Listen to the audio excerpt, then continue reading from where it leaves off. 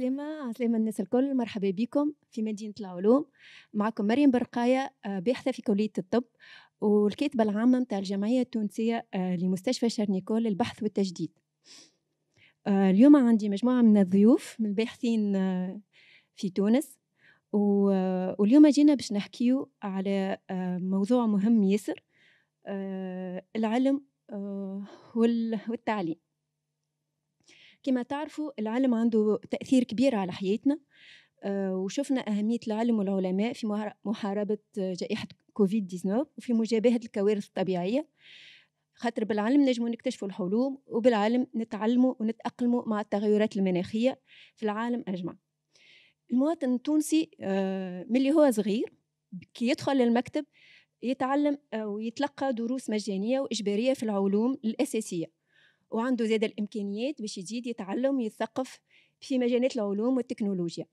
ومن بين الفاعلين في التثقيف العلمي هي مدينة العلوم بتونس، وين احنا متواجدين تو، وهي مؤسسة لها إشعاع عالمي منذ تأسيسها، وهي تسعى إلى نشر المعرفة العلمية، وهذا بالتعاون مع العلماء والباحثين التوانسة.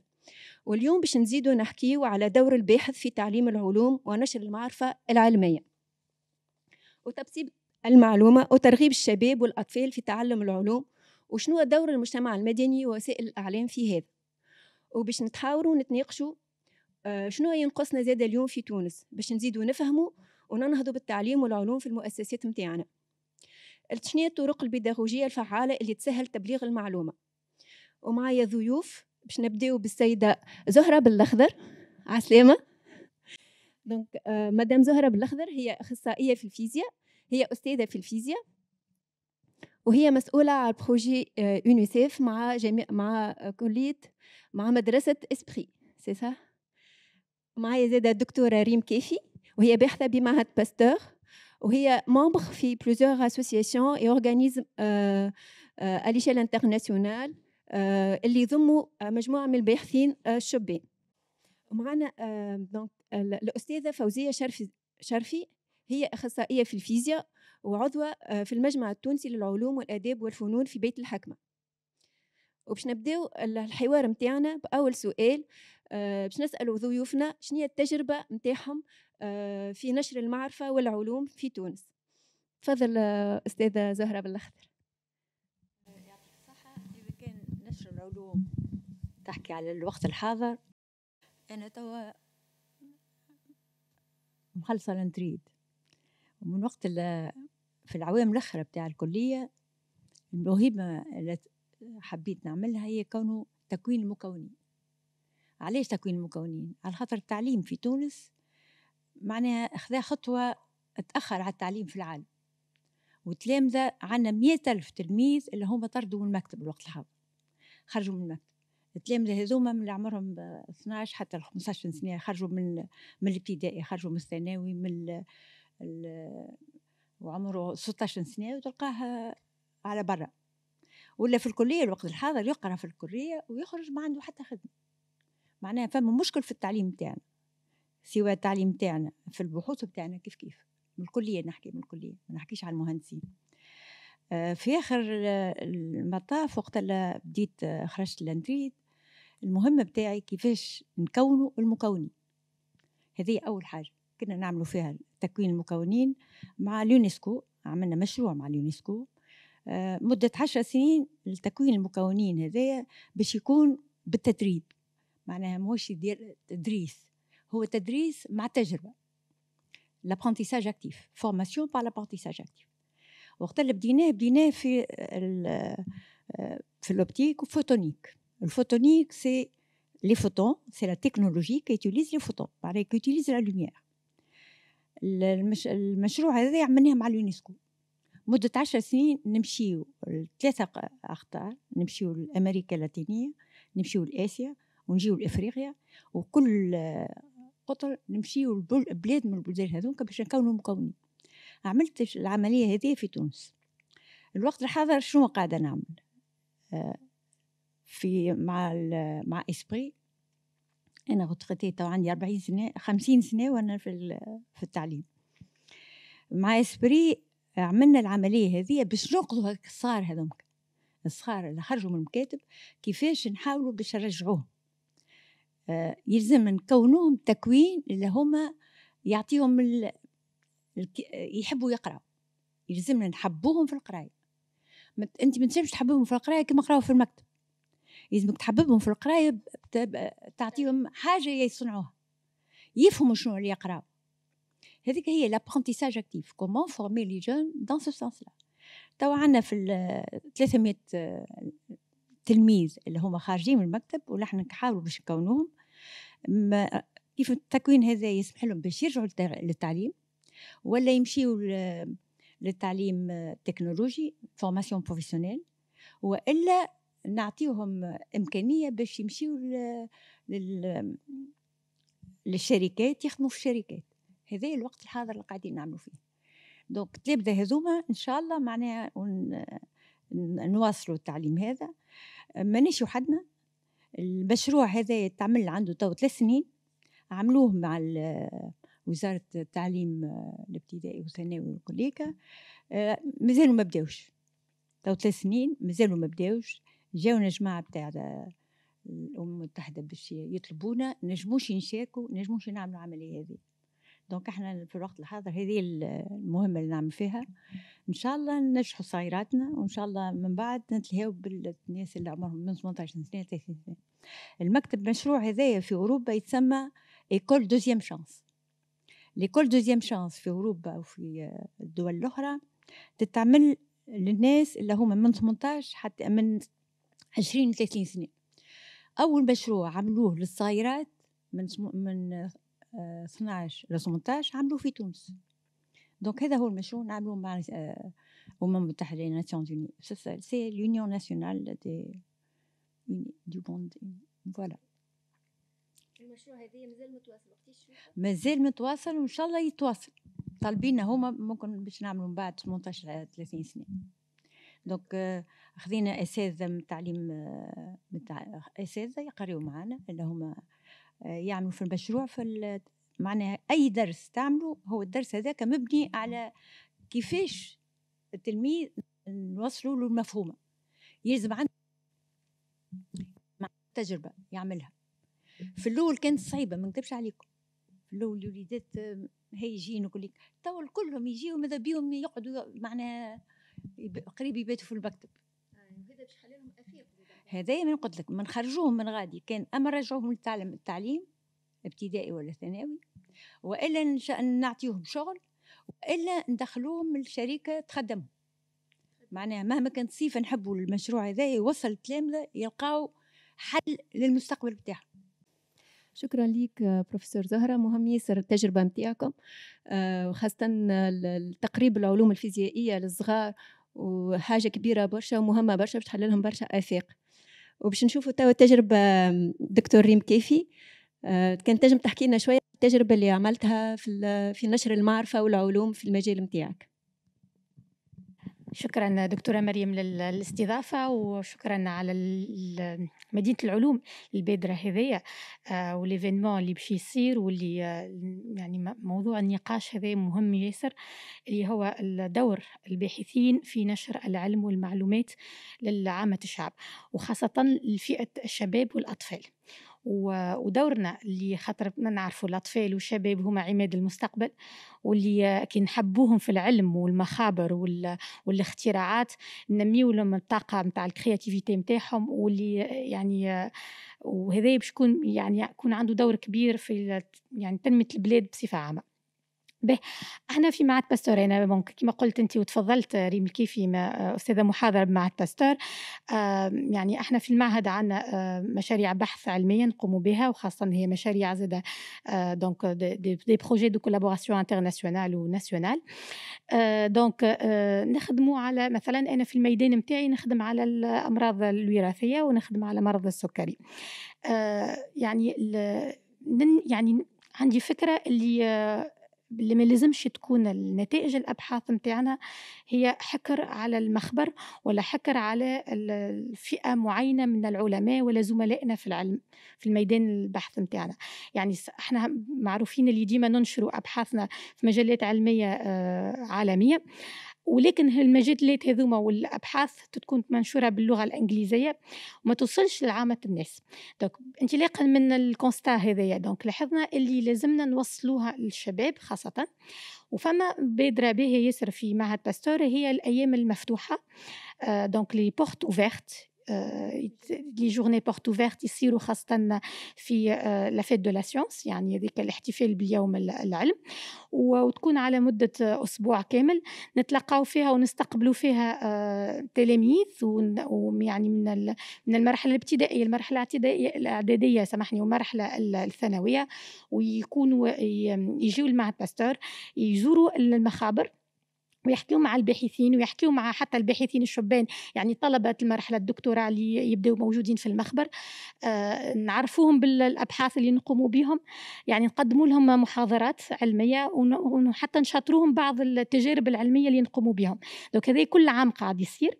دوك هذه التجربة الأولانية وهي تجربة ناجحة، وما نتصورش قديش يفرحوا الصغيرات كي تراهم ويدوروا في المعهد، وخاصة نلتمس منهم كي نبدأ نحكي معاهم كالعينين اللي تبدا تبرق هكا وباللمعه وفرحانين ويبداو يسالوا في اسئله يعني دي كيستيون تري بيرتينونت، تقول اللي بالحق الصغار هذوما لازمنا نوجهوهم ولازمنا نعطيوهم فرصه باش يكونوا اكثر ان كونتاكت افيك لي شيرشور دون لي ديفيرون دومين.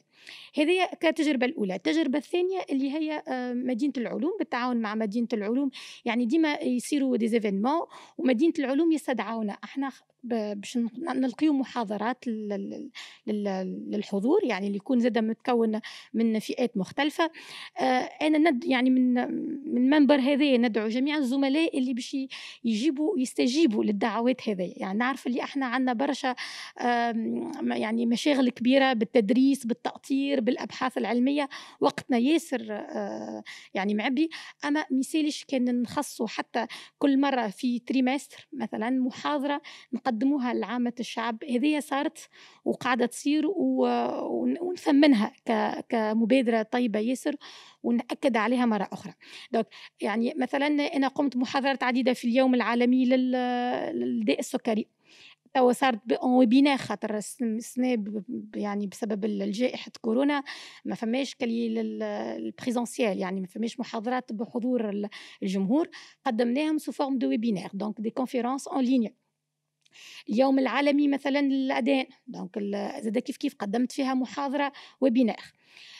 يعني المحاضرة هذه يشاهدوها العديد من الناس ويقوموا زاد بطرح الأسئلة متاعهم يعني ويستفادوا وتصير المعلومة بطريقة مبسطة وطريقة سهلة وتحس النتائج والامباكت عليها.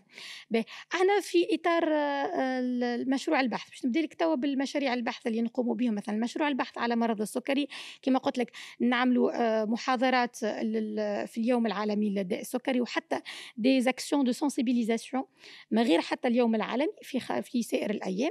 في الاسبوع اللي هو نحتفلوا فيه بيوم العلم نقوموا بمحاضرات وايام مفتوحه في معهد باستور، وزيد نتنقلوا للمعاهد الثانويه ونقوموا بمحاضرات للشباب الموجود غاديكا، يعني كسوا انا والا الباحثين الشبان اللي في الفريق البحث معايا نتنقلوا ومشي عملنا مبادره اللي هي متاع تمشي ترجع للليسي متاعك، يعني رجعنا للمعاهد اللي قرينا فيهم. يعني كان فما اون غروند نوستالجي كي ترجع للليسي نتاعك وتشوف لي جينيراسيون اللي بعد سنين اخرين وتقوم وتقدم لهم البحث نتاعك وتعرفهم بشنو دور الباحث وشنو يعمل الباحث، خاطر اللي تحس اللي حتى الصغار ما يعرفوش اللي مهنة باحث شنو تنجم تكون وشنو دوره. يقري في الجامعة يأطر تلامذة يأطر طلبة يقوم بمحاضرات يقوم مؤتمرات. دوك هذه كل صغيرات ما يعرفوهاش، أما كي تعرفها لهم يعني تحس اللي سالي زانتيريس وليو يدخلوا زاد مع البروفيل متاع الطبيب والمحامي واللي نحب نطلع هكا وهكا زاد أي شبيه نهار آخر زاد نحب نكون باحث في مجال علمي يعني مختص فيه ونقدم بالأبحاث نتاعي باش نقدم العلم ونقدم للمجتمع والإنسانية بصفة عامة. الحاجة زاد الأخرى التجارب اللي نقمنا بهم بما أننا عضوة في الأكاديمية العالمية للشبان Global Young Academy، وزاد عضوة في الأكاديمية العالمية للعلوم تواس The World Academy of Science. دونك قمنا يعني في المؤتمرات العلمية اللي يصيروا كالانيوال ميتينج، يعني كل سنة فما مؤتمر عالمي يصير للأكاديميات هذية، نخصوا ديما في كل المؤتمر une journée, que ce soit une matinée ولا نهار كامل، une journée porte ouverte. يعني صحيح احنا نقدموا أبحاثنا ما بين بعضنا، أما نهارتها تكون مفتوحة للعموم، واحنا نحضروا يعني حتى السبيتش متاعنا لو ديسكور يبدا مبسط للحضور. وحتى كي ندوروا في البلدان الكل يعني الموجودين، يعني كي تبدا مثلا في الشرق الاوسط ولا في البلدان اللاتينيه ولا في الاوروبيه، على حسب البلاد الموجودين فيها نحاولوا نبلغوا المعلومه بلغه البلاد، ويعني ونكون في يعني نقاش مع الاشخاص وخاصه الاطفال الموجودين.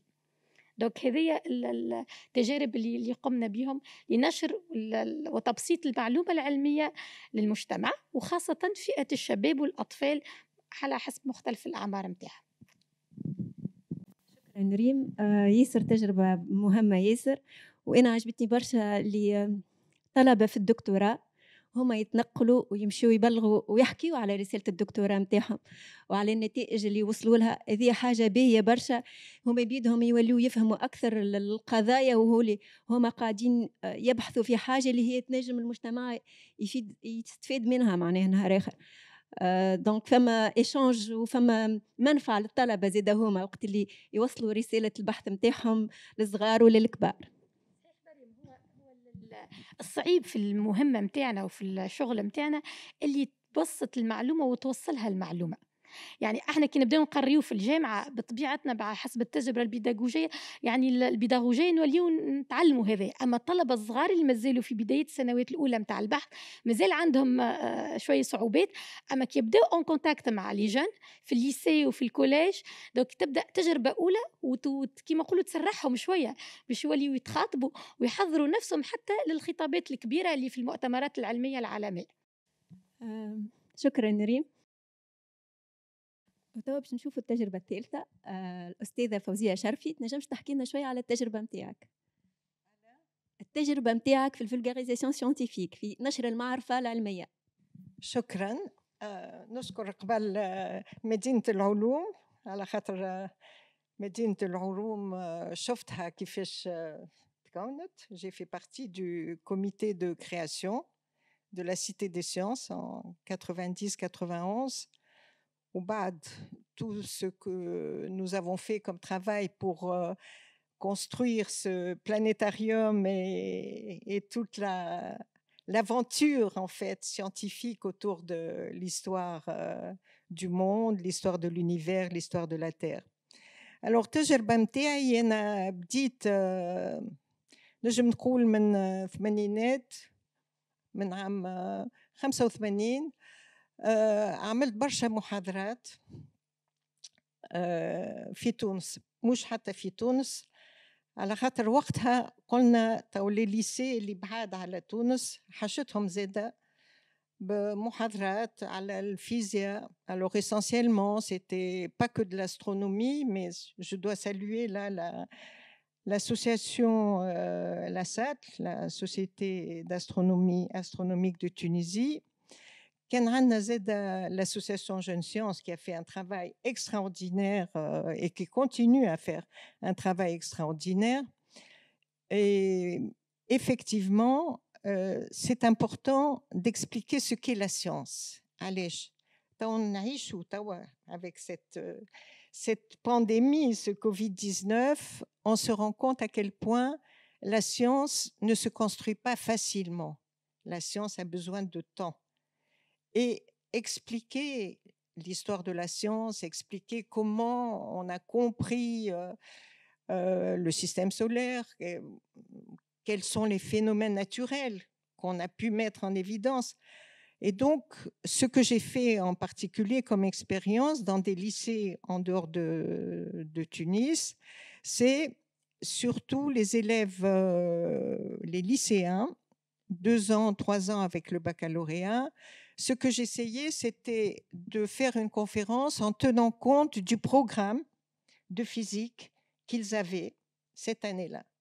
par exemple, s'ils ont appris ce que c'est que la pression atmosphérique, etc. Donc, j'insistais sur certains aspects qu'on pouvait comprendre, qu'on a compris.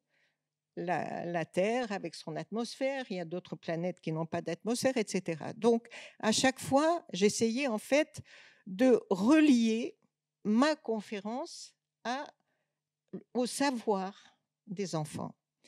Et pourquoi c'est important? C'est important parce que je pense, et je ne suis pas la seule à le penser, que souvent l'enseignement de la physique, je parle de la physique, peut-être vous parlez de la biologie, dans les écoles, les lycées particulièrement, est souvent un enseignement desséché. L'enfant ne voit pas l'émerveillement à travers les cours de physique. Voilà, on fait le cours, on a des exercices, on a des compositions, etc. Or, la physique, et particulièrement la mécanique, par exemple, c'est comme ça qu'on a découvert que les premiers savants se sont interrogés sur le monde. Et donc, comment faire en sorte qu'on donne aux enfants le goût de la science? Et ça, je crois que c'est un travail que l'on peut faire aussi, pas seulement à l'école, pas seulement au lycée, mais en dehors de l'école et du lycée. Donc, ce travail, en fait, de diffusion de la science dans un autre espace que le lycée, ça a été extrêmement important. Alors, je voudrais ajouter un point aussi, c'est qu'il faut aussi casser les barrières entre les disciplines. Et quand j'étais directrice de l'IPES, l'Institut préparatoire aux études scientifiques et techniques, il y avait des activités culturelles toutes les semaines et il y avait une conférence par mois. Et l'IPES, ce sont des étudiants scientifiques, essentiellement en mathématiques et physique. Et ce que nous avions essayé de faire à travers les mercredis culturels, c'est justement de leur donner une vue globale de ce qu'est le savoir, pas seulement le savoir scientifique. Donc, il pouvait y avoir des conférences d'histoire, de philosophie et aussi d'art, sur la peinture. Et donc, je crois que c'est ça, la formation en fait de l'enfant. L'enfant a besoin aussi de s'épanouir. Et pour revenir à la science, et tout à l'heure je disais, cette pandémie, ce Covid montre comment c'est difficile. Ma collègue a montré comment, à travers la recherche, vous essayez d'expliquer aux jeunes c'est quoi la recherche. Alors pourquoi c'est important? Parce que la recherche, lorsque on veut expliquer à un jeune ce qu'est la recherche, c'est pas seulement l'enseignement. Ce que on veut expliquer quand on essaye de mettre un enfant ou un jeune dans un milieu de chercheurs, on lui explique aussi ce qu'est la méthodologie scientifique. Et c'est ça qui a fait avancer la science. C'est quoi la méthodologie scientifique? On va observer. Mais comment observer? On va faire une expérience. Comment faire cette expérience? Quel est le choix? Et là, dans l'histoire des sciences, Ibn Haytham, par exemple, le père de l'optique, a fait une avancée considérable. Ibn Haytham, c'est le Xe siècle, le Xe, XIe siècle. Qu'est-ce qu'il s'est mis en tête? Il s'est mis en tête de comprendre ce qu'était la lumière. Oui, mais est-ce que la lumière vient de l'œil? Est-ce qu'elle est créée par l'objet? On ne savait pas à l'époque. Eh bien, il a inventé ce qu'on appelle la chambre noire. Et cet objet expérimental lui a permis de comprendre c'est quoi la lumière, comment elle se propage, comment elle se réfléchit, comment elle se réfracte. Donc voilà, votre travail de chercheur, effectivement, je pense que c'est très important que les jeunes soient en contact avec des chercheurs comme vous, soient sur le terrain et qu'ils puissent comprendre que la science se construit. Elle se construit grâce à votre réflexion, grâce à votre méthodologie. Donc ça, c'est pour moi ce travail, de proximité que vous faites lorsque vous mettez un jeune en présence d'un laboratoire, c'est magnifique, c'est un travail qui doit se poursuivre. Alors, bon, il y a d'autres expériences, mais peut-être que je continue ou... Mais ah, d'accord. Oui, alors je voulais parler d'une autre initiative que j'ai... Bon, enfin, je l'ai encouragée de loin. J'ai fait partie d'un prix international qui est le prix Pourquoi. Le prix Pourquoi, c'est pourquoi. Pourquoi, on s'interroge. Et ce prix récompensait les personnes qui ont aidé les jeunes à comprendre la science, à imaginer c'est quoi une expérience, etc. Et j'ai eu, bon, comme ça, des candidats extraordinaires. Je voudrais parler d'une candidate qui a eu le prix Pourquoi, que j'ai encouragée à se présenter à ce prix. C'est une Marocaine qui s'appelle Afef Mikou et qui a initié un travail très intéressant parce que c'est sortir de la capitale, sortir des villes. Quelle a été son expérience? Son expérience, c'est qu'elle a mis sa science au service des zones rurales. Et donc, elle a créé sur place, un peu partout au Maroc, dans des régions reculées, des ateliers de sciences. Et ce qui est extraordinaire dans ces ateliers de sciences, c'est qu'elle a mis donc sa science, comme je disais, mais au service des jeunes qui allaient aussi expliquer ça à leurs parents. Je prends un exemple. J'ai une source d'eau. Cette source d'eau, l'eau est transparente. On va dire donc elle est potable. Eh bien, elle peut être transparente, elle peut être limpide, mais elle n'est pas pour autant potable. Et donc, autour de cela, de ce thème, par exemple, elle a créé un atelier avec des expériences pour montrer que, voilà, il ne faut pas se fier juste à la vision d'une eau limpide. Une eau peut être limpide, mais elle n'est pas nécessairement potable. Et la science, c'est ça. C'est compliqué, c'est difficile, mais on peut expliquer à travers l'expérience que, voilà, on finit par comprendre la nature. Et ça, j'espère qu'un jour, cette expérience donc, qui a été récompensée par le prix Pourquoi, on pourrait la mettre en œuvre ici en Tunisie. La Cité des sciences peut être à l'origine de projets comme ça, sans être nécessairement très ambitieux au départ, mais on peut choisir 2-3 thèmes, des volontaires bien sûr, et puis voilà, aller à la campagne pour montrer la beauté de la science. Merci beaucoup, professeur. Très important. J'ai beaucoup aimé la vulgarisation scientifique. En fait, ça ne touche pas que les enfants, mais en tant que biologiste, je m'intéresse beaucoup à la physique, à la chimie, à l'informatique. Lorsque je comprends mieux la physique ou la chimie ou les mathématiques, je peux utiliser ces sciences ou collaborer avec d'autres scientifiques dans d'autres domaines pour innover et pour donc répondre à des questions socio-économiques.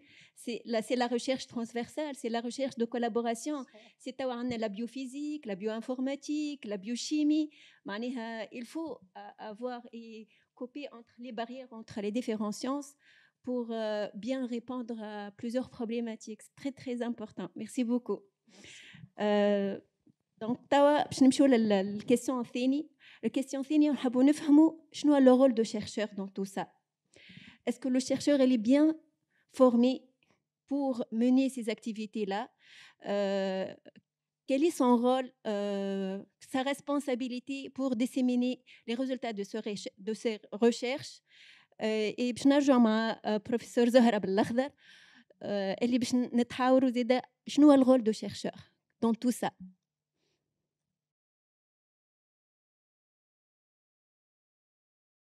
Alors, on est parmi les premiers en Tunisie. La faculté de sciences a commencé dans les années, juste pratiquement dans les années 60, d'accord. C'était les enseignants, c'était des Français. l'éducation, la formation, la recherche. C'était une recherche coloniale avant. La recherche coloniale, c'était à l'Institut Pasteur et l'école d'agriculture. Et par la suite, ce qui s'est passé en Tunisie, c'est l'école franco-arabe. L'école primaire, l'école secondaire. Les sciences étaient des sciences à l'image de ce qui se fait en Europe, en France. À la faculté de sciences, on avait des enseignants qui étaient des Français, principalement. Il y avait 2 Tunisiens, et pour valider nos diplômes, il fallait qu'il y ait un Français qui vienne de France pour valider chaque certificat qu'on avait. Donc, c'était un enseignement qui n'était pas un enseignement ou une recherche tunisienne. Mais quand on a terminé, on était partis, j'étais la seule fille et il y avait 6 garçons, on est partis en France pour faire de la recherche. J'étais partie dans le laboratoire de la personne qui est venue certifier nos diplômes. Je découvrais un monde autre que celui... Il n'y avait pas de recherche en Tunisie. On ne savait pas ce que c'est que la recherche. Et donc, j'ai passé il y avait un DEA à faire. Après le DEA, il y avait de la recherche en laboratoire. Et dans le laboratoire, il y avait des chercheurs, l'interaction permanente entre les chercheurs, l'interaction. Et il y avait un ingénieur qui était là pour tous les appareils. Quand il y avait un problème, c'était l'ingénieur qui gérait l'opération. Bref, j'ai préparé ma thèse 3e cycle et je suis rentrée en Tunisie. Quand je suis rentrée en Tunisie, il n'y avait pas de recherche, il n'y avait rien. C'était le premier DEA qui venait d'être créé. J'arrive, le doyen me dit « Tu vas retourner préparer ta thèse d'État ». Je ne pouvais pas parce qu'il y avait ma mère qui était malade, je devais rester en Tunisie. Alors, tu vas faire assistante en physique quantique. Mais je n'avais rien. Je n'avais pas le savoir, je n'ai pas fait de la physique quantique. J'ai fait de la physique quantique pour expliquer mes recherches. Mais je n'étais pas capable d'enseigner la théorie de la physique quantique. Il y avait un professeur qui était excellent, Marcel Borges. Bref, j'ai passé pendant 3 ans assistante en physique quantique. D'accord. Mais j'avais compris qu'il fallait que j'aille me former. J'allais en Suède, à Uppsala, 1 mois, durant 2 ans, pour faire de la chimie quantique.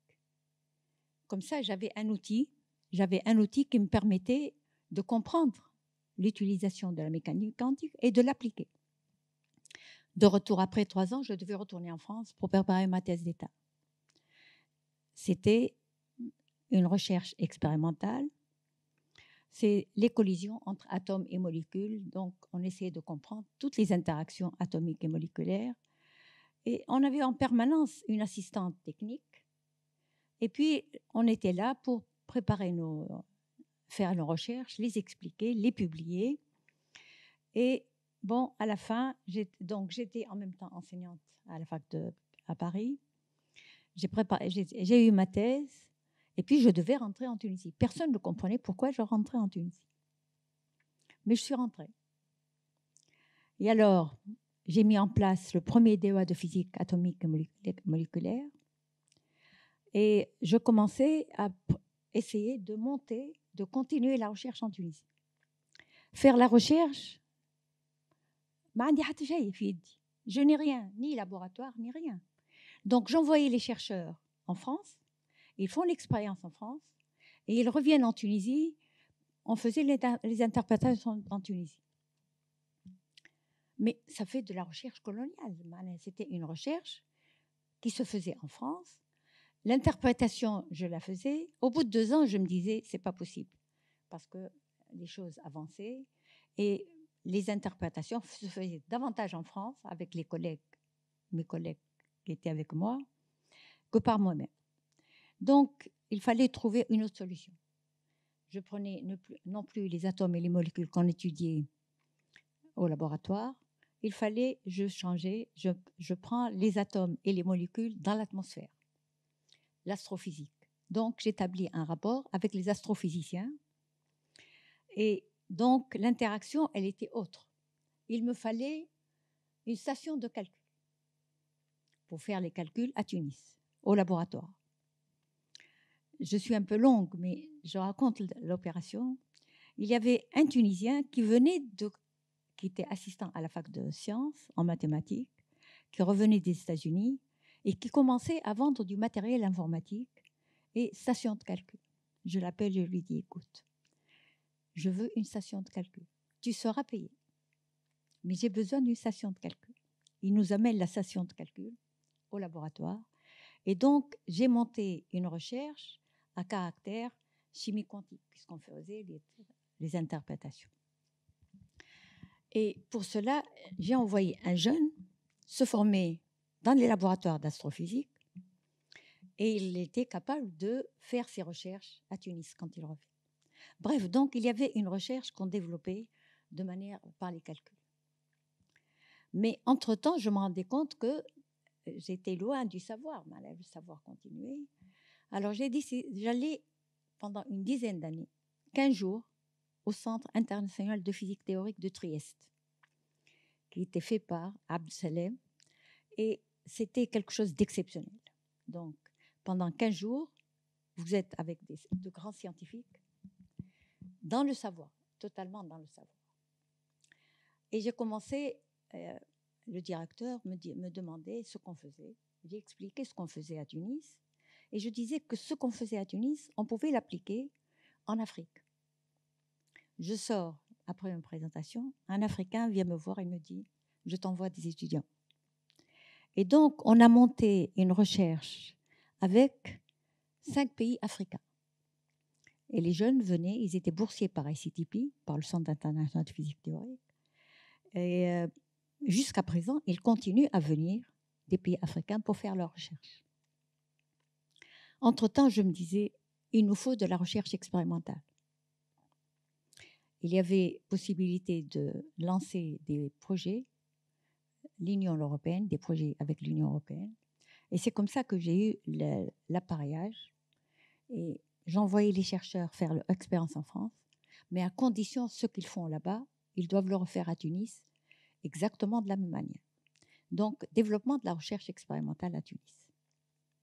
Voilà un petit peu l'aspect dans lequel on faisait. Et cette recherche expérimentale devait s'appliquer à des problèmes tunisiens. D'abord, la pollution atmosphérique. Je m'intéressais à la pollution atmosphérique par le méthane.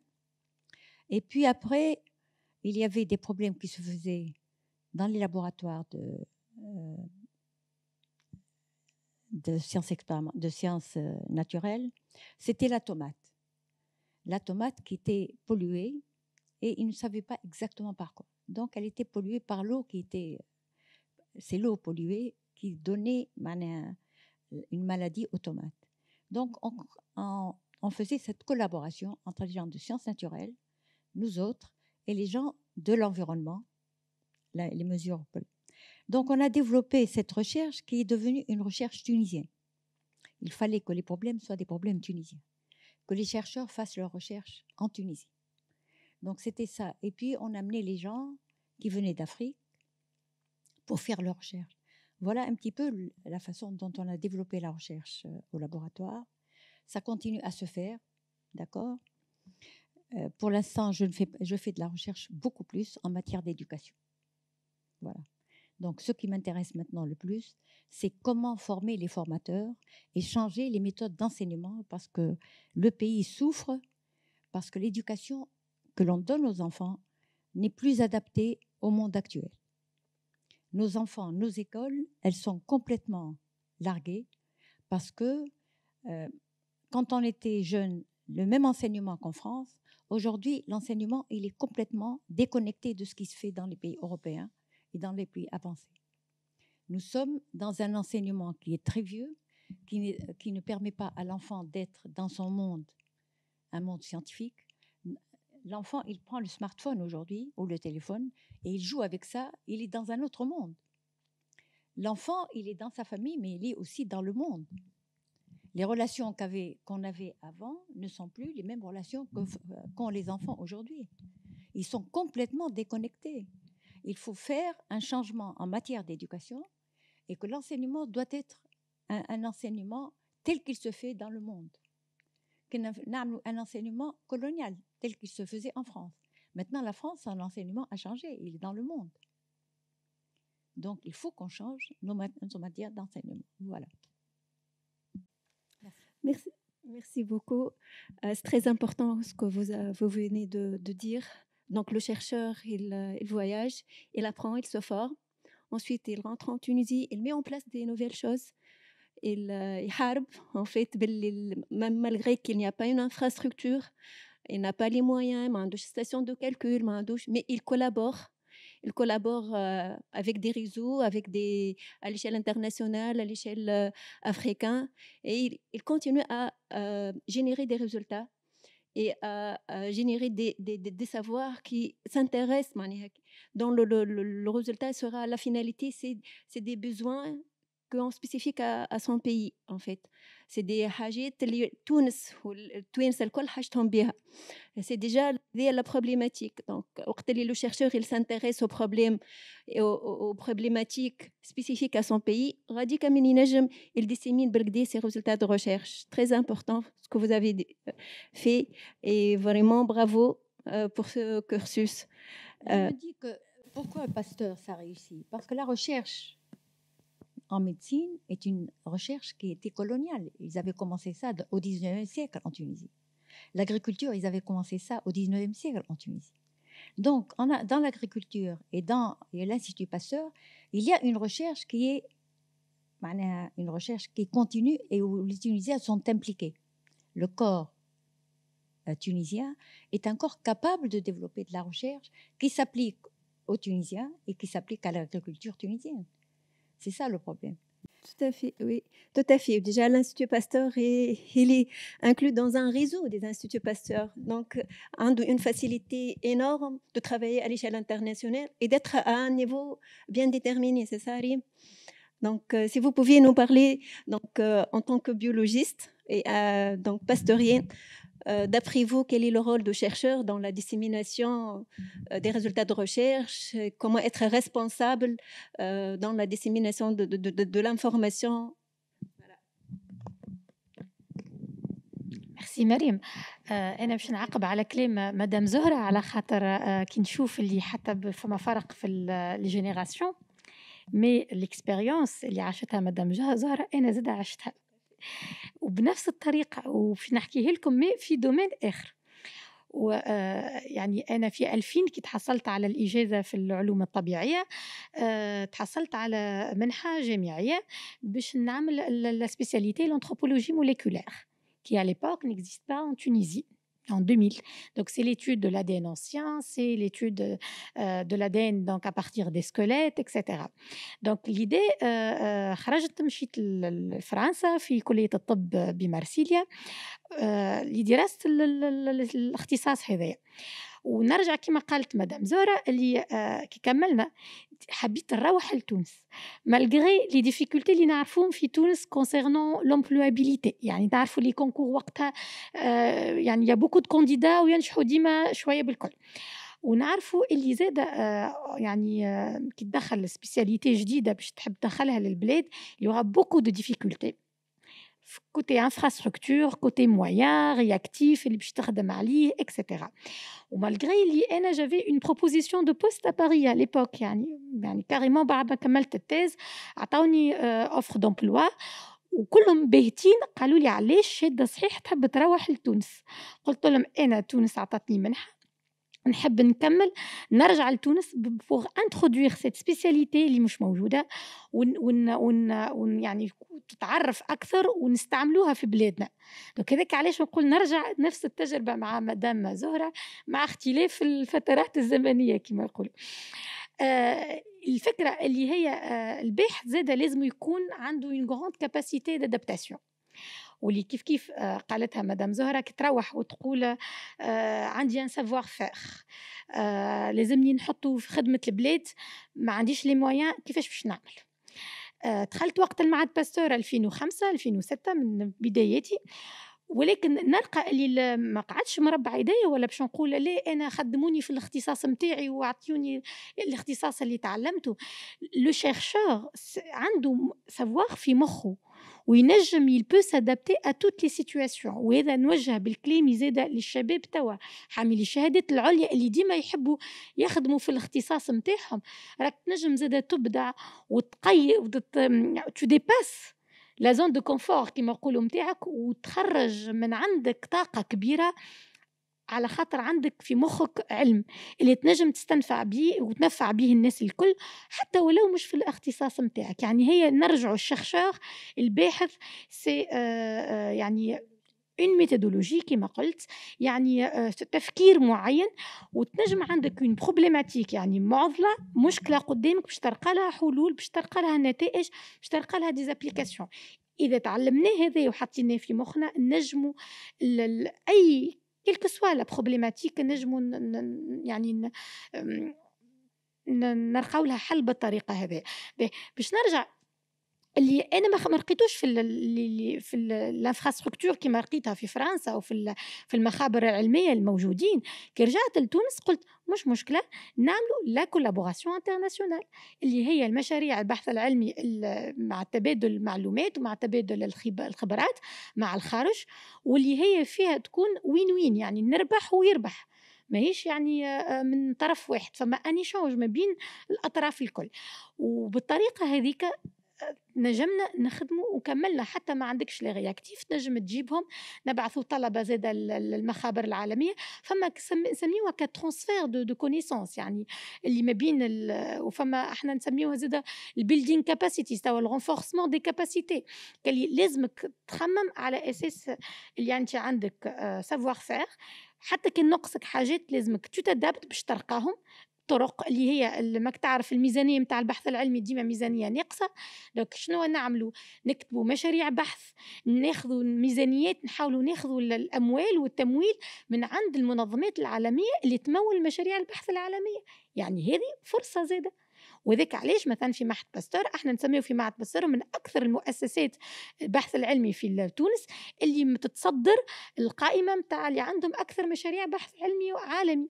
يعني يعني الباحث ما لازموش يقعد مربع يديه ويقول عندي مشكله هذه، ما عنديش امكانيات، ما عنديش بنيه تحتيه نتاع مخبر باهي، لازمني نقعد هكاك. لا، الباحثين ديما يسعوا، وفي صحيح مش سهله كما قالت مدام زهره، فيها برشا تعب على حساب صحتك، على حساب عائلتك، اما الفو بيرسيفيري. يعني ديما نقولها حتى للطلبه اللي معايا في يعني نجموا نلقاو الحلول. دونك هذه الادابتاسيون اللي عملتها هنا في الانثروبولوجي موليكولير، اللي هي عديتها للميديسين ليغال الفورنسيك. يعني ولينا كيما ما نلقاوش يعني لي مويان نخدموا مع البوليس التقنيه، يعني لا بوليس سيانتيفيك. وهكاك بالطريقه هذيك رقينا بروتوكولات استعملناهم، ونجمنا مثلا نقول لك رقينا مثلا التنميط الجيني، يعني البروفيل جينيتيك نتاع لي فيكتيم نتاع لي زاك تيروريست مثلا. يعني واحنا كنا توانسه وحدنا نجمنا نطلعوا الهويه نتاع الاشخاص هذوما كما تصير على النطاق العالمي. كي تصير كارثه كما صارت الكوارث نتاع الانفجارات اللي صاروا في تونس السنوات الفارطه، ونلقاو جثث وما نعرفوش الهويه نتاعهم، بالخبره اللي عندنا على طريقه اللي هو لا دينونسيان الحامض النووي القديم المستخرج من الجثث هذه، نجمنا رقينا الهويه نتاعهم، ورقينا الكل. يعني نترحموا عليهم الشهداء الوطن هذوما الكل، اللي تحس روحك بالعلم نتاعك رقيت، نجمت ريت اون ابليكاسيون ديريكت تاع السافوار نتاعك فت بلادك. صحيت. يعني حتى انت تخدم في اي مشروع، ما عندك معلومات وعندك خبره تستغلها باش تفيد بلادك. هذا هو الكلام اللي اكدته مدام زهره، واللي كي حولت من اختصاص لاختصاص. شنو هي لا بروبليماتيك اللي عندي في بلادي؟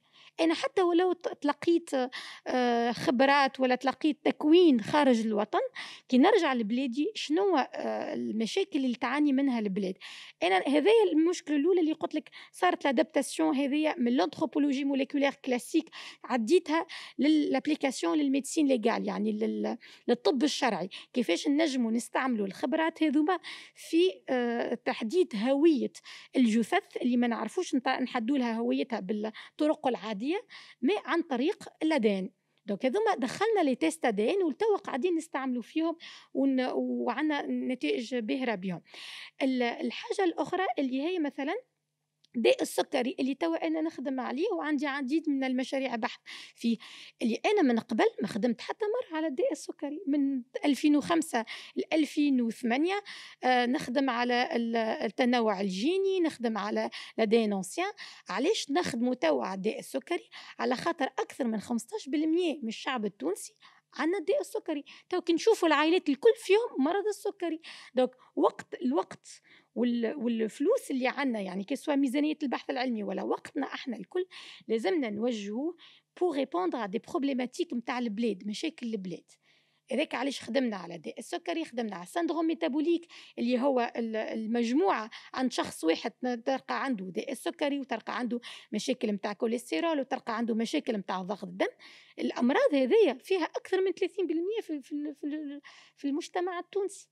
يعني أنت كباحث لازمك تكون واعي بمشاكل البلاد شنيا، وتخصص البحث متاعك والمجهودات هذيك باش نكونوا أفضل، يعني أكثر عنا امباكت وتأثير كبير بالنتائج العلمية اللي نلقاهم باش نقدموا بلادنا وباش نعاونوا بلادنا. يعني حس كسوا الدومين دو ريشيرش اللي احنا فيه.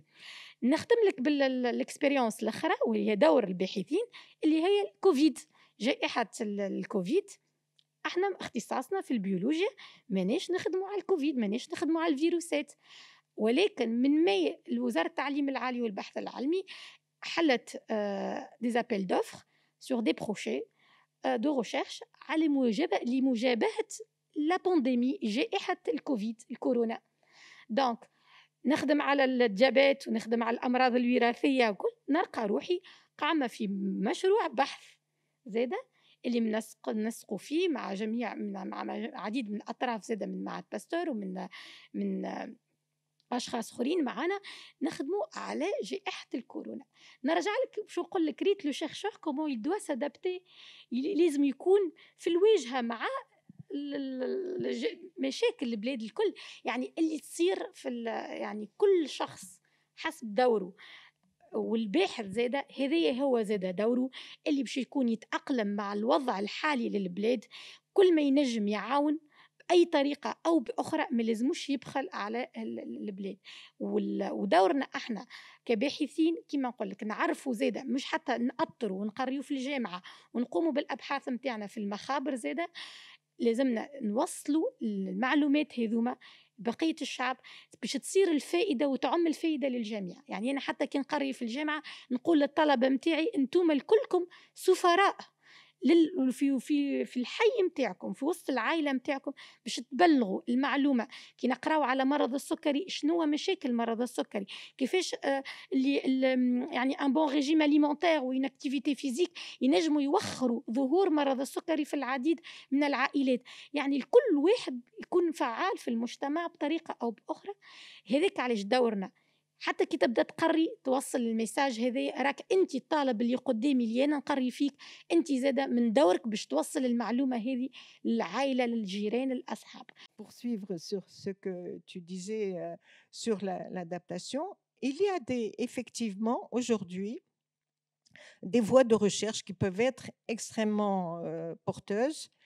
Nous avons à la faculté des sciences, par exemple, un certain nombre de collègues qui sont mécaniciens, qui font c'est beaucoup de modélisation, beaucoup de mathématiques. On a des collègues brillants en mathématiques appliquées.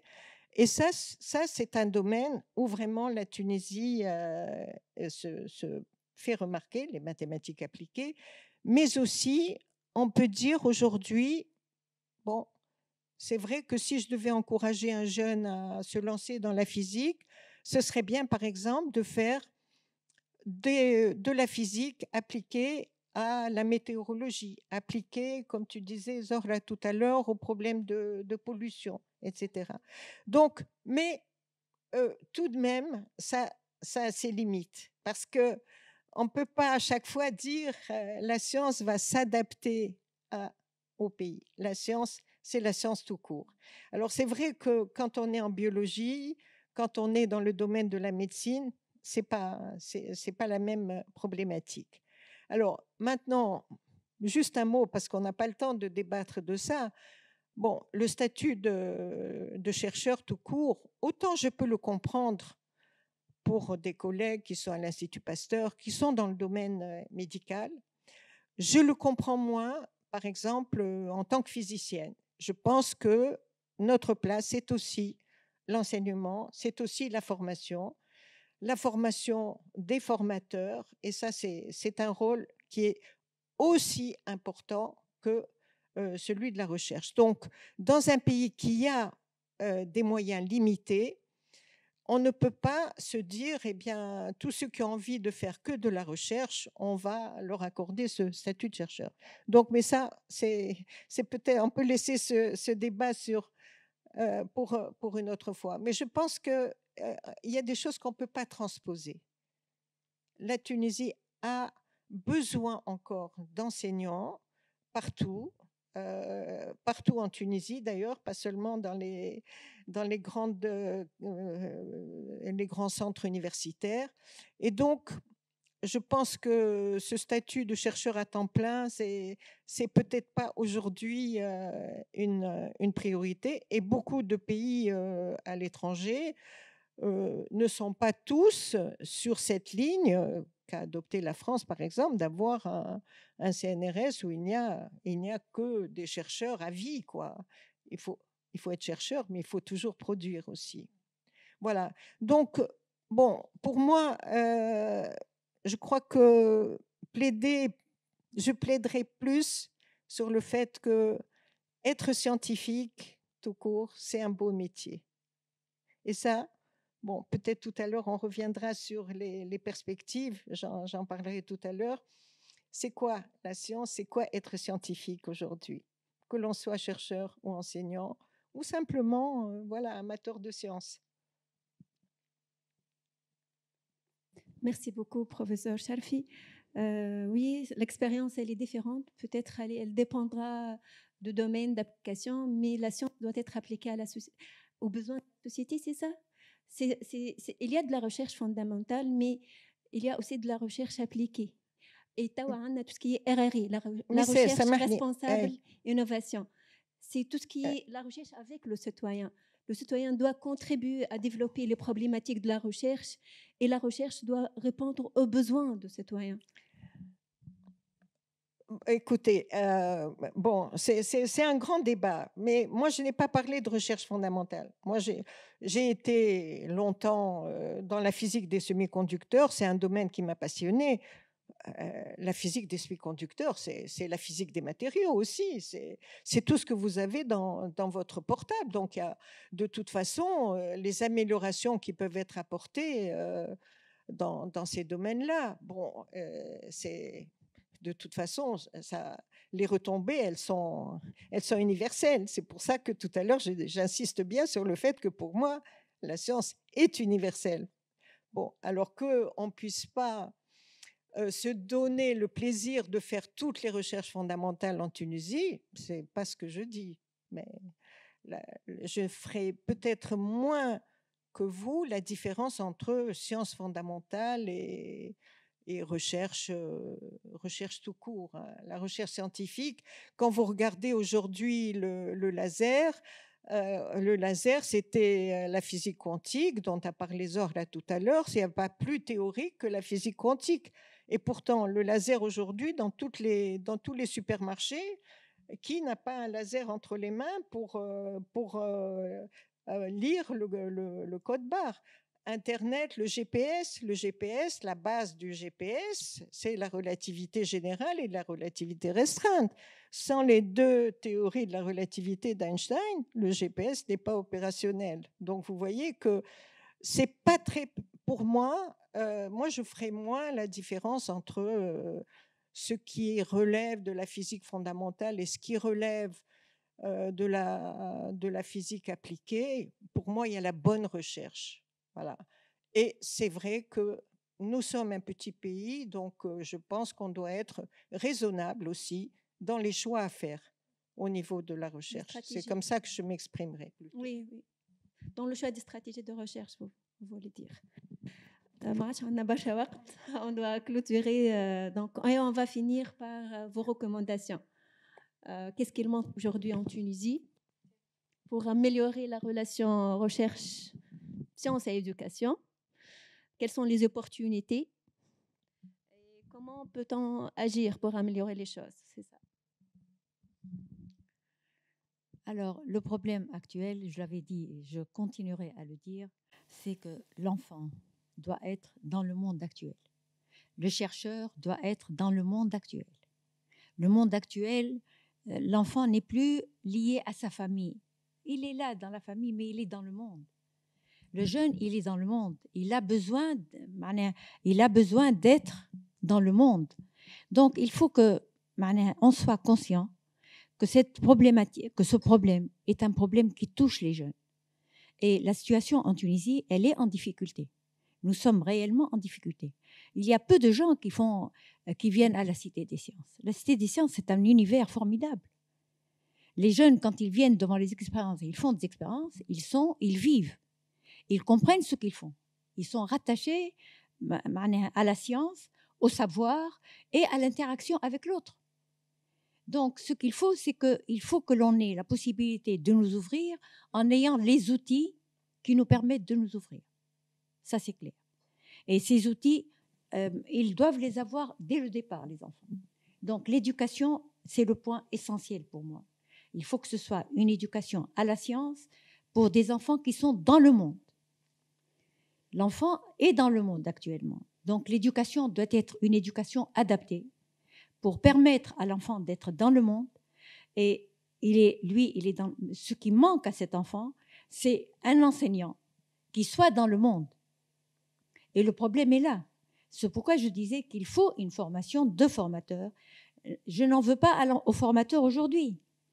L'école, je n'en veux pas ni les formateurs au primaire, ni aux formateurs du secondaire. Et il a besoin d'être formé. Qu'est-ce qui se passe aujourd'hui? C'est des cours particuliers en permanence. Tout le monde essaie de rattraper la perte qu'a l'enfant par des cours particuliers. Et l'enseignant, il donne des cours particuliers. C'est des répétitions permanentes. On ne forme pas l'enfant.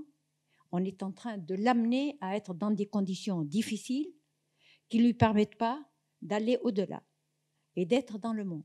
Donc, le problème pour moi, c'est cet aspect-là. Ouais. C'est comment changer l'éducation, donc donner aux enseignants une formation qui leur permet de donner une formation adéquate au monde actuel. Quand on avait étudié, c'était la formation coloniale. L'enseignement que je recevais, c'était l'enseignement qui était reçu en France. Mais aujourd'hui, il y a en France main à la pâte, apprentissage actif à travers le monde évolué. Donc, nous devons nous mettre dans ce cadre-là. Voilà ce que je peux dire. Et je disais au départ qu'il y a 100 000 enfants qui sont dans la rue. Allez. Et les autres, il y a énormément de cours particuliers. Oui. Il rattrape. Mon enfant, ça ne veut pas un artiste de cours particuliers. Je m'en ai. Oui. Ça n'a aucun sens.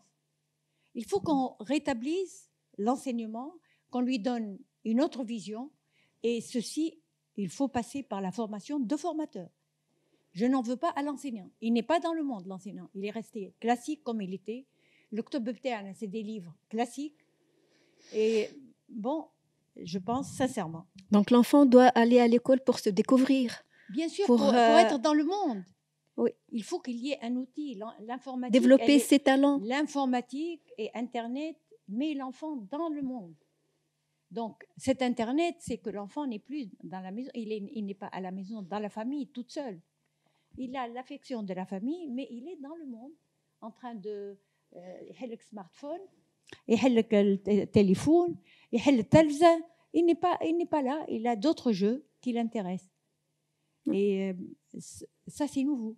Et l'école doit suivre nos programmes. L'école doit aider à ce que l'enfant s'épanouisse et apprenne une culture qui lui permet d'avancer, de comprendre ce qui se passe dans le monde et de lui donner la possibilité d'être demain un chercheur du monde, quelqu'un qui va conduire le développement en Tunisie. C'est un développement nouveau. Ça n'est pas... Pourquoi on est en retard? on n'a plus de technologie, on n'a pas de technologie. La technologie est ailleurs. Nous sommes consommateurs. Si ça marche à l'Institut Pasteur, parce que vous venez de le dire, c'est des maladies et les chercheurs, ils s'adaptent, ils font de la recherche dans ce cadre-là. Il a les moyens de le faire. Dans les écoles d'ingénieurs, nous sommes en train de perdre. Ils se mettent devant l'informatique, les ingénieurs, alors qu'il y a des développements à faire. Il n'y a pas de travaux pratiques, il n'y a pas d'expérience, il n'y a pas de création d'outils. Tout le monde se met à l'informatique pour les ingénieurs. La fac de sciences en difficulté, je le dis honnêtement. Enfin, c'est comme ça que je le pense. Et ça, ils sortent de la fac, ils sont chômeurs. Allez! Voilà ce que je peux dire, c'est que bon, il faut réellement changer les méthodes d'enseignement. Et pour changer les méthodes d'enseignement, il faut former les formateurs. Et c'est la responsabilité de qui? De médias, des parents, des ministères? C'est la responsabilité du politique, des gens qui dirigent le pays. Il faut qu'il y ait une réflexion globale d'abord, parce que c'est une réflexion qui amène, et bien sûr, qui amène les gens qui vont décider, d'accord? Et les gens qui vont décider, il faut qu'ils soient au courant de ce qui se passe réellement. Ils le savent peut-être, mais ils ne savent pas l'éducation qui est donnée. Je vous donne un exemple. L'Association américaine de l'avancement des sciences, en 1964, ont demandé à ce qu'il y ait un changement dans le cadre de formation de formateurs. D'accord? Et alors, en 1980, il n'y a pas eu encore un état d'avancement dans la formation de formateurs. En 1980, ils ont lancé un projet. Il faut que les enfants que l'on forme se préparent au retour de la comète de Halley. C'est-à-dire, il faut préparer les enfants pour 2064. Donc, préparer les enfants pour le futur, en permanence, pour un futur changeant. Le futur d'aujourd'hui n'est pas le futur de demain. Et il faut que l'enfant soit préparé au futur de demain, son futur. Le futur de l'enfant n'est pas le temps actuel qu'il vit maintenant. احنا كنا le temps اللي نعيشو توا مش نعاودو. وقت اللي كملت الإجازة بتاعي j'étais dans le même monde. أولادنا توا ils ne sont pas dans le même monde. Je vous remercie. Symphonie, j'ai parlé longtemps. Tout à fait. Vous avez mis le point sur plusieurs problèmes et plusieurs pistes. La formation des formateurs, la vision stratégique et la responsabilité donc, des politiciens. Et donc, je reviens vers vous, Rim. D'après vous, donc, quelles sont les opportunités, quelles sont les perspectives pour améliorer cette relation entre éducation et sciences?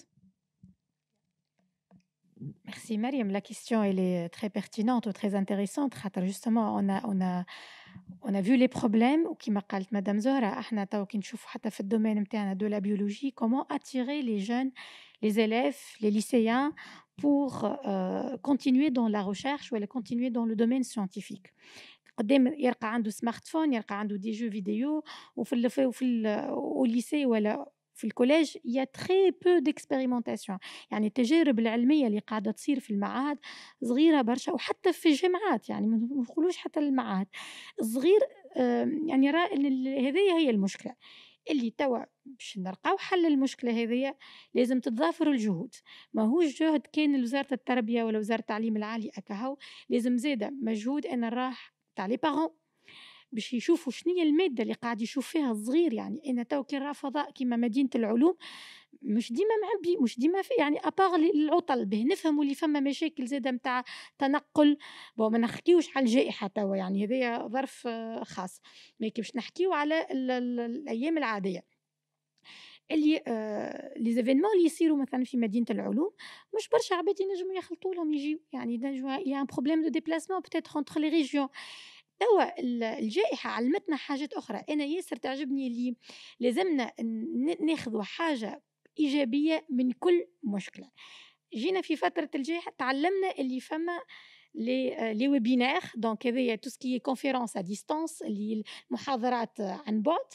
باستغلال تكنولوجيا الانترنت اي واحد في داره حتى كان يبدا يكون في قاع تونس ينجم يحضر على محاضرات تصير في العاصمه. هذه يعني حاجه باهيه برشا ولازمنا نثمنوها ولازمنا نكملوا عليها. تو اليونيفرسيتي فيرتوال زاده نتاع تونس تعمل في مجهود كبير برشا باش تقدم برشا محاضرات زاده للطلبه والغيره حتى عن طريق الانترنت. انا شنو نقول اللي العلم لازم يوصل للناس الكل اون سادابتون والا باللغه نتاعهم هما. يعني احنا كيما قرينا احنا مش كيما توا وليدي قاعده تقرا. لازمني انا نحبوا احنا كنا نحبوا ياسر المطالعه توا عندنا مشكله نتاع مطالعه. يعني راه حتى من صغاري سي تري ديفيسيل باش تعطيهم كتب وتقول لهم اقرا. فما معارض الكتاب فما يعني لازمنا نحاولوا نتاقلموا مع الصغير اللي عندنا توا الشاب اللي عندنا توا شنو اللي قدامه التكنولوجيات الحديثه اللي عنده كيفاش نجموا نحسنوا نستغلوهم باش نرسخوا فيه حب العلم. العلم يولي يتحب ما عادش يعني نقرا على خاطرني باش نخدم على خاطرني باش يكون عندي شغل ونعيش حياتي. صحيح هذاك موجود اما لازمنا نوصلوا اللي نطلبوا العلم ونحبوه العلم من المهد الى اللحد كما قال الرسول صلى الله عليه وسلم. يعني نوصلوا العلم يولي يتحب كما كانوا علماءنا الكلنا قبل يعني وعملوا الحضارة الإسلامية متاعنا وعملوا الإنسانية الكل مش حتى حضارتنا احنا الحضارة الإغريقية والحضارات العالم الآخرين الكل اللي حب العلم هذاك لازمنا نرجعوا له. هذاك عايش قلت لك دور مشترك يا مريم معليش على خاطر مثلا الوالدين لازم يشجعوا أطفالهم باش يشاهدوا برامج علمية. صحيح اللي مثلا يمكن زادت تداولت المشكلة هذه في حلقات نقاش اللي على السيونس والميديا اللي المادة الإعلامية اللي قاعدين نشوفوا فيها في التلفزة الوطنية تو ما هيش مادة اللي توفر للصغير معلومات علمية. كما مثلا ما نحبش نذكر الاسماء نتاع قنوات اجنبيه معروفين اللي هما اختصاصهم اللي دوكيومونتير اختصاصهم البرامج علميه تبسط بطريقه سهله وبطريقه تجذب الانتباه نتاع الصغير.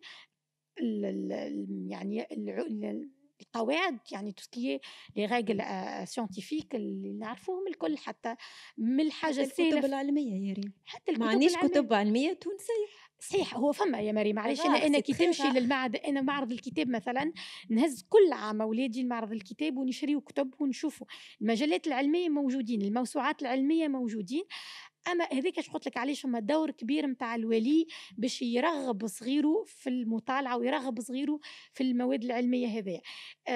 نجم نقول لك اللي باش نتفرجوا فيه في نضيعوا الوقت باش نتفرجوا على حاجات سامحوني في الكلمه تافهه شويه ما هيش حاجه تجيب لك اضافه. نجم بالوقت هذاك تعديه باش تشوف قنوات أخرى اللي توفر لك المادة العلمية. اللي ما عندوش حتى القنوات هذه توا راو فيهم ناس كلهم عندهم السمارت فون نتاعهم كلهم عندهم تليفوناتهم الناس كل عندهم الانترنت. أنا حتى الطلبة كي نحكي معاهم نقول لهم راهو الوقت اللي باش تخصوا باش تلعب على الفيسبوك ولا على أي يعني غيزو سوسيال آخر لازمك تخصوا باش تكون فيه إضافة ليك باش تكون فيه الدور يا أنا أنت باش توصل معلومة تفيد بها الناس يا أما أنت باش تتلقى معلومة مهمة ليك. على خاطر توا لي فيديو اللي نرقاوهم باش يفسروا ويبسطوا معضلات علمية ولا باش يعطيوك تجارب علمية موجودين بصفه غريبه يعني. وحتى لي فيديو تاع باش نجم نستعملوهم حتى احنا باش نفسروا بيهم دي برينسيپ سيانتيفيك نتاع سيكونساج دا دي ان باغ اكزومبل. توا نعطيك اكزومبل بي سي ار تاع في وقت الكوفيد لا بانديمي دو كوفيد الناس الكل سمعوا بتيست بي سي ار بتيست دا ان برشا عباد ما عرفوش معناتها البي سي ار وحتى بسطنا لهم احنا بطريقه سهله. فما دي فيديو توا قاعده تصير موجودين فعلى الانترنت تفسر لك بديزيماج حلوين على الاخر اش معناتها لو برينسيپ دو لا بي سي ار شنو هي البي سي ار اللي قاعده تصير بور لو دياغنوستيك دو سارس كوف 2.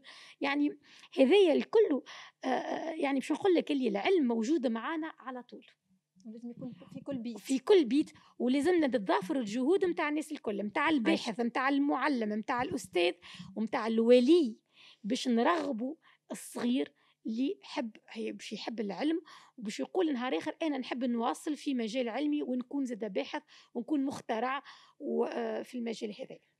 يعطيك الصحة ريم. هو بالعلم أنا نجم نكون في صحة جيدة، بالعلم نجم نكون واعي للمجتمع اللي أنا فيه، معناه مش حتى نجم نلقى خدمة ما خير صحيح، مي نجم نكون ان بون سيتويان. هذه هو معناها. ونحب نختموا مع بروفيسور فوزية شرفي. كلمة الختام خليها لك وشكرا. Alors, je vais poursuivre par rapport à ce que disait Zorla et ce que vous disiez aussi tout à l'heure. Bon, la formation des formateurs, c'est fondamental, c'est vrai. Moi, j'ai participé, par exemple, il y a longtemps, aux universités d'été pour les enseignants, pas seulement pour parler du programme, mais pour leur dire comment on peut réactualiser certaines connaissances, etc. Il y a une question aussi que je me pose parce qu'il y avait des institutions qui s'appelaient les CREFOC, les centres de formation continue, qui ont joué un rôle très important à un certain moment.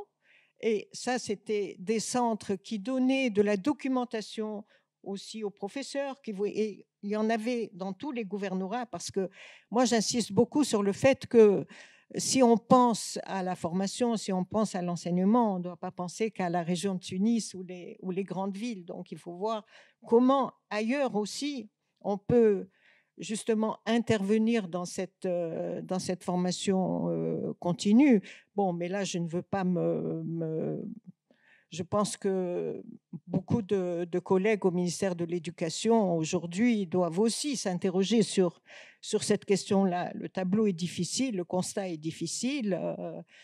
Je souhaite beaucoup de courage à mon collègue Fethi Selewti, que j'ai bien connu et qui a fait un travail extraordinaire à l'université d'El Manal. Donc, on peut être aussi dans l'espoir que certaines choses, effectivement, puissent avancer. Alors, j'ai fait partie pendant longtemps d'une fondation qui existe toujours, mais bon, avec le Covid, on ne se déplace plus beaucoup. C'est ce qui s'appelle la main à la pâte. Et c'est très intéressant par rapport à ce que vous disiez, parce qu'il y a un certain nombre de documents pour les professeurs qui sont à disposition des professeurs, et il y en a un certain nombre traduits en arabe. Donc, surtout pour les enseignants du primaire, des collèges, donc c'est important.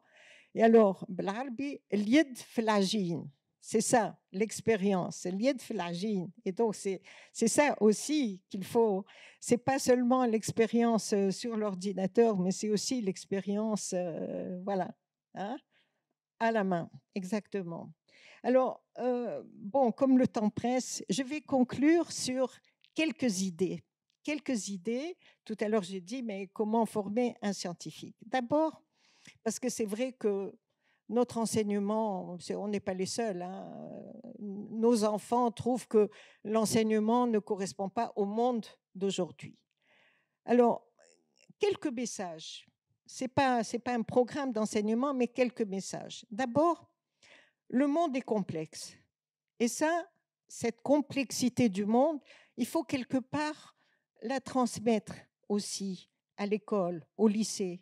Le monde est complexe, il y a des connexions, il y a toute cette relation aussi entre les gens, entre les pays, entre les nations, etc. Donc, il faut aussi, quelque part, à travers ce problème de la complexité, casser les barrières, parce que c'est comme ça qu'on peut approcher un monde complexe. Le deuxième point qui me tient à cœur, c'est l'histoire de la science. Elle nous apprend beaucoup et nous avons de beaux exemples dans notre histoire, hein, des grands savants d'il y a 1000 ans ou plus, et des savants d'aujourd'hui aussi. On en a parlé d'Abd Selem. C'est un bel exemple de scientifique qui était en même temps dans le monde moderne, mais attaché aussi à sa culture. Donc ça, c'est le deuxième point. Le troisième point, l'interrogation. Quand on voit un petit, il a 4 ans, 5 ans, 6 ans, mais il s'intéresse au monde, il se pose des questions. il y a deux choses qu'on ne cultive pas à l'école. L'émerveillement, s'émerveiller, ce monde est magnifique. La deuxième chose, c'est l'émotion. On est ému de voir des belles choses. Et ça, vous savez, les deux grands savants que je vais citer, Abdeselem et Einstein, les deux disaient, ça, c'est le début de la science, l'émerveillement et l'émotion. C'est comme ça qu'on approche la nature et qu'on s'interroge. Et donc, on s'interroge. Quatrièmement, le questionnement. Mais si on sait poser la question, c'est le début de la connaissance. Et vous êtes chercheur, vous savez que c'est le cas. Ensuite, l'expérimentation, on en a beaucoup parlé, j'ai parlé d'Ibn Haytham tout à l'heure. Et quand on dit expérimentation aussi, peut-être qu'il faut savoir transmettre le goût de l'expérience. Ça ne vient pas comme ça. Peut-être aussi montrer que, voilà, l'expérience, elle est importante. Le pendule de Foucault, tout le monde sait ce que c'est que le pendule de Foucault. Il y en a un ici à la Cité des Sciences. Le pendule de Foucault, c'est un pendule qui permet de montrer que la Terre tourne sur elle-même. C'est magnifique. Oui, vous avez un petit pendule comme ça, vous voyez ces oscillations, et ça vous montre que quelque chose dont on ne se rend pas compte, que la Terre tourne. Et ça, c'est une expérience, mais ce n'est pas n'importe quelle expérience, c'est une expérience pensée. L'expérience doit être pensée. Et c'est ça, justement, la science. Enfin, le dernier point. Tout ça, c'est très bien, mais il faut trouver une théorie cohérente qui permet d'expliquer les choses. Voilà, avec ces quelques petits éléments, peut-être, on peut montrer la beauté de la science. Merci à vous. ميرسي بوكو نشكركم برشا ضيوفي الكل وان شاء الله غدوه خير بقدره ربي ميرسي بوكو